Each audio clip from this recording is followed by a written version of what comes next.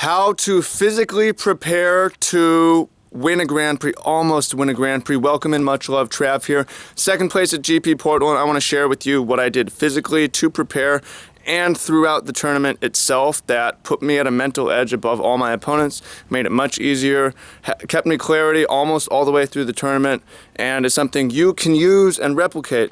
So, I'm not going to talk about the cards, I'm not going to talk about the deck list, I'm going to talk about physical, sleep, food, body, exercise, etc. So, the first thing I did in advance was the week before I got on an 8 a.m. rise with no alarm schedule. No alarm, rise at 8, get natural, because 8 is a good time to wake up for Grand Prix, and sleep is important. Go to sleep at 11, 12, wake up at 8 or 1, whatever. But you want to be on the right sleep schedule ahead of time.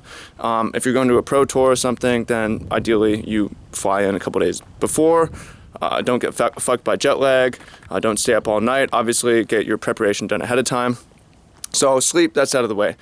Food that I brought, I'm going to have another video showing exactly what food I brought, but I brought tons of nuts, dried fruit, fresh produce, and that's basically it. And I have this eating sequence where I graze all day in between rounds, try to keep level energy coming in, and I eat a lot at night. So the idea here is that if you have a feast, it's going to put you to sleep. It's going to divert blood from your brain to your gut to digest. And the idea is if you're grazing, there isn't as much blood diverted. And if you're eating low glycemic index foods like peanuts, you have a backlog of energy coming in, even if you don't eat for a while. If you have high glycemic foods like just sugars, pure sugar, then if you don't eat for a while, you're going to crash. So that's my strategy, and stuck to that pretty much all weekend. There was like maybe one round I didn't really eat between in the last few rounds, and I think that cost me.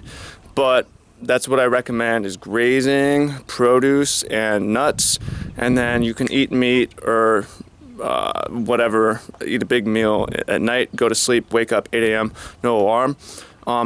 Prepare for 18 rounds if you want to win a Grand Prix or come close to. What that means is you have to prepare for day 2. A lot of people make day 2 and they don't prepare for it. They go out and they drink, they don't eat dinner, whatever. You have to have a plan.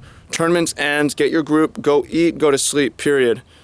Don't, prepare for day 2, wake up without an alarm. Get your food, get your food, bring it in advance, go wake up early so you can go to Safeway or whatever before the tournament. Just make sure that you have food. You're not going to rely on Tournament Hall Convention Center. Have a network of friends if you need food. Whoever has time, isn't in the tournament, can go get food for the group. Very important. That helped me. Got food from Elliot, my brother, and Marion Johnson, and Guy Anders. Super, super helpful. And then you also want to prepare for 18 rounds. So not just the top 8. This time I prepared for 18 rounds. I was eating extra food before round 15, I believe, because I knew that even though it wouldn't help me for round 15, the peanuts I was eating, it would give me delayed energy to help me throughout the top 8, and I'm really glad I did that. If you just need energy right now, sugar can be a good call.